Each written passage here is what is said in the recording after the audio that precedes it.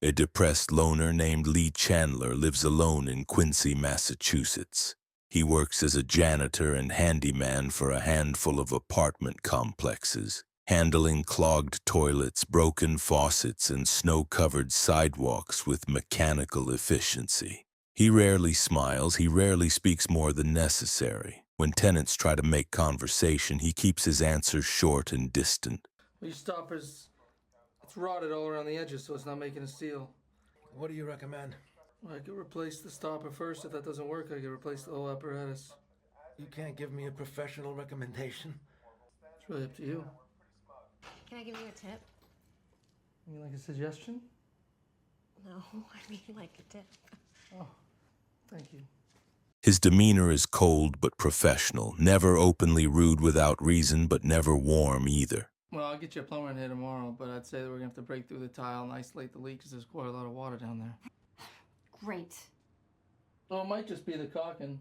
Have you taken a bath or shower in the last couple hours? Yes. And how you plan to find that out? Oh, you want me to take a shower right now? I don't give a fuck what you're doing, Mrs. Olson. I'm just trying to fix the fucking leak.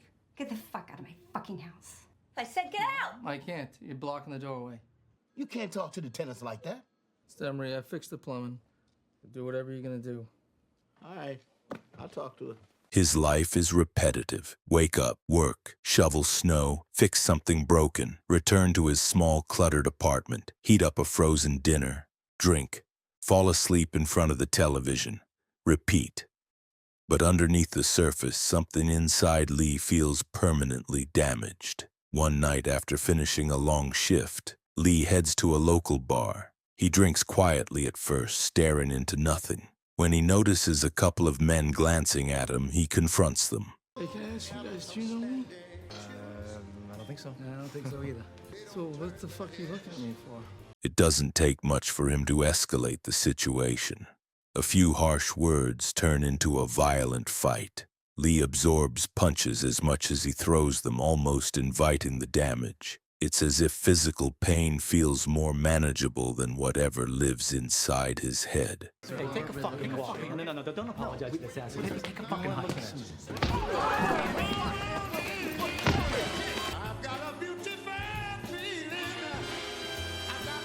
He returns home bruised and battered, yet emotionally unchanged. Weeks later, during another routine day at work, Lee receives a call. His older brother Joe has suffered a heart attack and has been rushed to the hospital in Manchester by the Sea, the small coastal town where they grew up. How did that happen? Well, how's he doing now? Don't do that. I'm gonna come up there right now. I'll be up there in an hour and a half. Lee doesn't hesitate. He informs his manager, grabs his coat, and begins the long drive north. Mr. Emery, it's Lee again. I contacted Jose. Gene McTeevy will take over until I get back. Manchester by the Sea is a place Lee clearly tried to leave behind. As he drives through its familiar streets, memories hover at the edges of his mind. He arrives at the hospital only to learn that Joe has already passed away. I'm sorry, Lee. He passed away about an hour ago. I'm so sorry. The news lands heavily, yet Lee's expression barely shifts. He listens as Joe's friend George explains what happened, how Joe collapsed suddenly and never regained consciousness. Lee processes the information in silence. There's no dramatic breakdown, just quiet devastation. We were looking at the boat this morning, and he just, I don't know, he just, like, fell over. I thought he was kidding me at first. Then I called the ambulance, and that was it. Talk about arrangements. Somebody should call my wife. He visits the morgue alone and stands over his brother's body. The stillness of the room amplifies the finality of it all. Joe's death leaves behind his 16-year-old son, Patrick. Lee decides he will be the one to tell Patrick. He drives to the hockey rink where Patrick is at practice. The teenage boy is loud, energetic, and completely unaware of what's waiting for him. When Lee delivers the news, Patrick initially struggles to process it. Shock turns into disbelief, and disbelief into quiet dread. All right, show's over.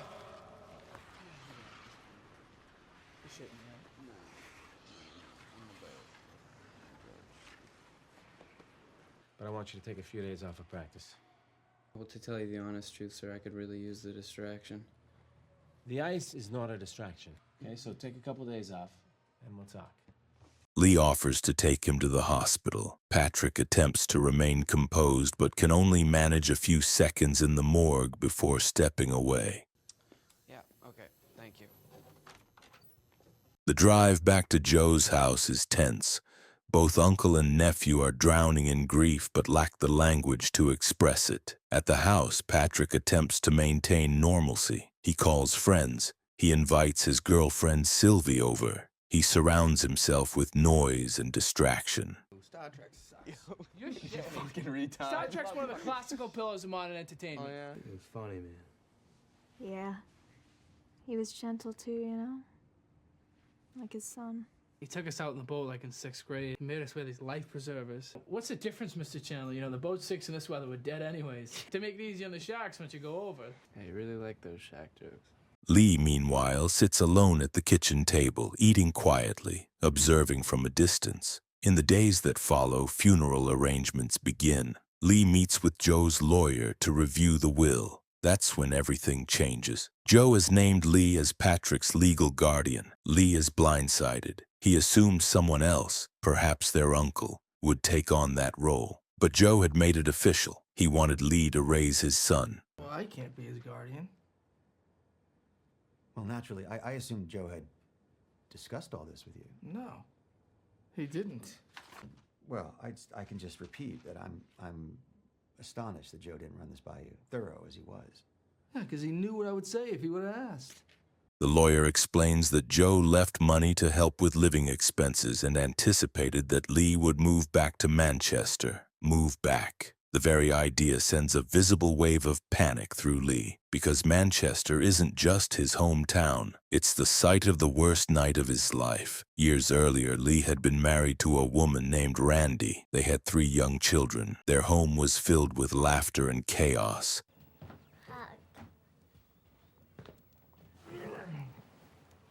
Hey, Carrie. Hi, Daddy. I'm putting you down. Relax. How you feeling? Better. Yeah? Yeah. You sound better. If he's not crying, leave well enough alone. Leave well enough alone. That's what me and your mommy should have done instead of getting married. Life felt ordinary, even joyful. One winter night, Lee invited friends over for drinks while Randy was sick in bed. The party grew louder than it should have. Eventually, Randy demanded everyone leave. Hey! You want to keep it down, you fucking morons? My kids are sleeping. Lee, you want to get these fucking pinheads out of my house, please? She can't talk to us that way. Hey! It's 2 o'clock in the fucking morning. Get these fucking assholes dressed and get them the fuck out of here. After the guests departed, Lee checked on his sleeping children upstairs. The house felt cold. To warm it, he placed additional logs in the fireplace. Then he left the house briefly to buy more beer. In his intoxicated state, he forgot to secure the fireplace screen. Sparks escaped. The house caught fire.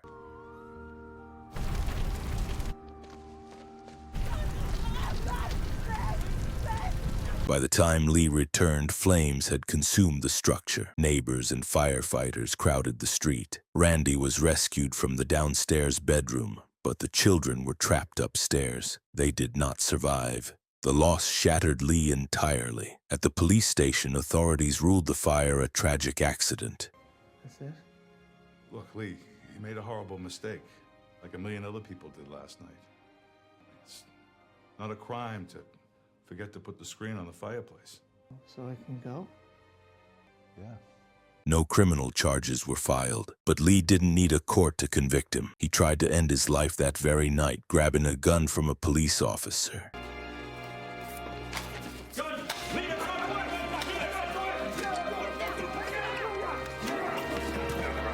He was stopped before he could pull the trigger. From that moment forward, he became the hollowed-out man we see in Quincy. Back in the present, the weight of guardianship presses down on him. Patrick, can I get you a can of soda or anything? No, thank you. Patrick wants to stay in Manchester. He has friends, school, hockey, a band. He even juggles 2 girlfriends at once. How's the math homework? It's good. Very frustrating. Good. Yeah, those algorithms are a bitch. Body over the seat. Excuse me, Mr. Chandler. I don't think Patrick needs to be here for this. Oh, all right. His life is deeply rooted in this town. Lee considers moving him to Quincy instead. The idea sparks arguments. Patrick resists fiercely. Wait a second, I'm not selling it. We're gonna be in Boston anyway. What? Since when are we supposed to be in Boston? Just take it easy. Funeral plans are complicated further by frozen ground, forcing Joe's burial to be postponed until spring. The detail disturbs Patrick deeply. Tension between uncle and nephew grows. They argue about selling Joe's boat, which Patrick desperately wants to keep. The ground is too hard. They'll bury him in the spring. So what do they do with him until then? Put him in a freezer. That really freaks me out. What about one of those mini steam shovels? Because you can't use heavy equipment in the historic Rosedale Cemetery. Why not? Why can't we just bury him someplace else? Because that's the plot that Joe bought. But if you want to make some other arrangements, you want to find someplace else to bury him, you want to talk to the mortician, and you want to call up Sacred Heart and talk to Father Martin and find out how much that's going to cost and make all those arrangements, be my guest. Otherwise, let's just leave it, I'm just okay? saying I don't like him being in a freezer.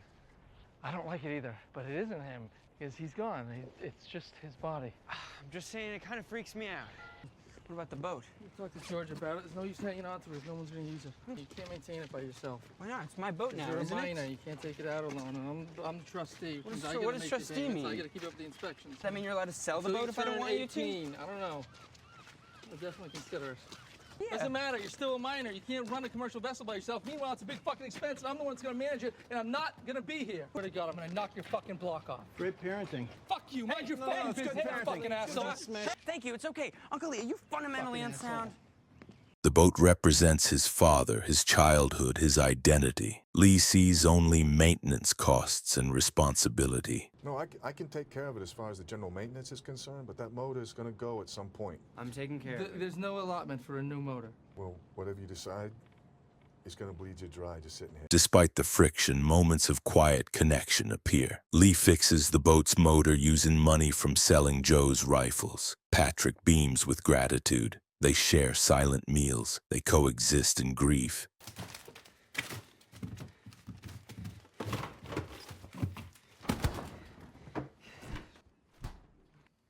I don't know. I feel really weird. Hey, do you want me to take you to the hospital? I don't know. What do you want me to do? I don't know. Going to bed? Leave me alone. I don't think I should let you keep the door shut. Just go away. Jesus Christ, what's your problem? I said open the door. Are you having a breakdown? Should we take you to the hospital? No. I can't let you freak out with the door closed. And if you're gonna freak out every time that you see a frozen chicken, I think we should go to the hospital. I don't know anything about this. I just don't like it being in the freezer. I'm not gonna bother you. I'm gonna just sit here until you calm down. All right, I'm calmer now. Would you please just go away? No.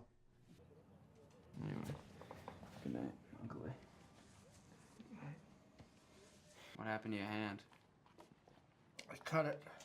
Well, for a minute there, I didn't know what happened. Elise, Patrick's estranged mother, resurfaces.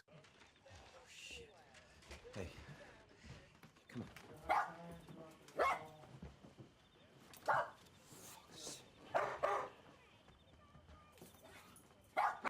But it's not a good disease. What is a good disease? Poison ivy. Athlete's foot. It's a comedy routine. I do not see where the humor lies in the situation. No. No. No more. I'm not gonna. No. Elise. Like you. Everybody should be just like you. I'll be the bad guy, and you be in the hospital and explain the jokes to your son. I'm going home. Sweetheart. You're going home.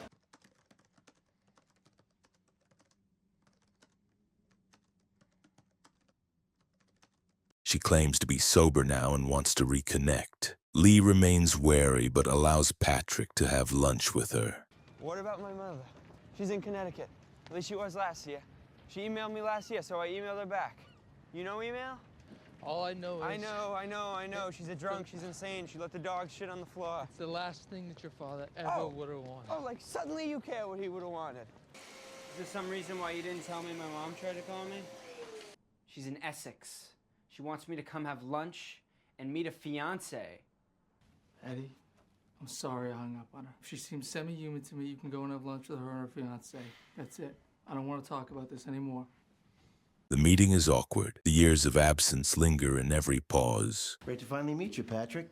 Nice to meet you. Yeah. Your job is to relax. That is your #1 assignment, okay? Okay, all right. I'm really gonna apply myself. No, I was just joking. I know you were, so was I. For what we are about to receive, let us give thanks. Amen. Amen. You can say amen, Patrick. Yeah, I know. I just said it really quietly. Meanwhile, Lee searches for work in Manchester but struggles. I was wondering if you had any work. I'm looking to pick up some hours. Walter's down in Boston, so... Oh, he is? Yeah, he should be back tomorrow. Yeah, give him a call. Well, I will give him a call, yeah. I don't want to see him here again. The town remembers the fire. Some whisper, some stare. One afternoon, Lee runs into Randy on the street. She now has a new husband and a baby. The encounter is raw and emotional. Randy apologizes for harsh words spoken in the aftermath of the fire. Lee refuses to let her carry guilt for something he believes is entirely his own. The interaction reopens wounds Lee had barely managed to seal. Hello? Lee, this is Rachel. Hi. And this is Dylan. Very handsome. I've said a lot of terrible things to you. No. Maybe you don't want to talk to me. It's not that. Let me finish. My heart was broken. But I know yours is broken too. I'm sorry, I've got to go. We couldn't have lunch. No, I don't want to torture you. You're not torturing me. I just want to tell you that I was wrong. No. There's nothing there. That's not true. That's There's not nothing there. true. I'm serious. You don't understand. And I don't I'm know gonna what this... send you. I know you understand. I've got to go. I'm sorry. That night, he drinks heavily and gets into another fight. It's all right.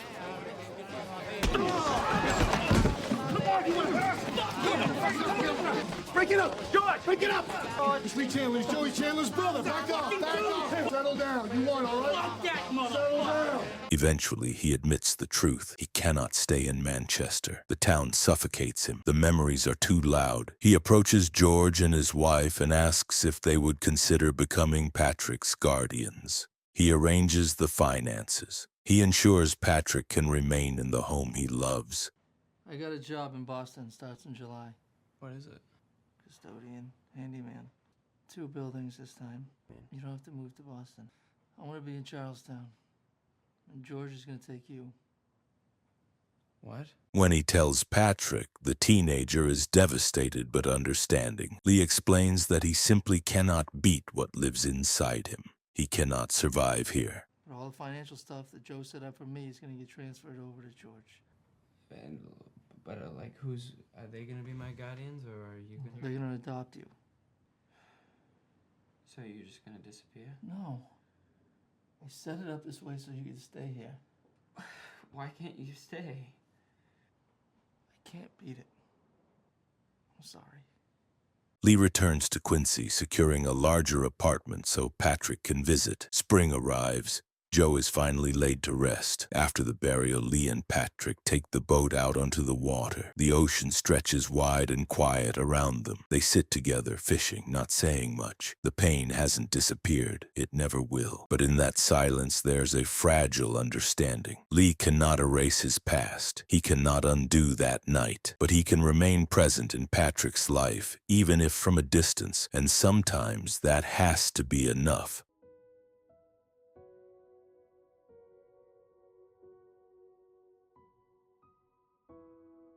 If you've enjoyed this video, you'll definitely enjoy the video showing on your screen now. Click now. We'll see you in the next one.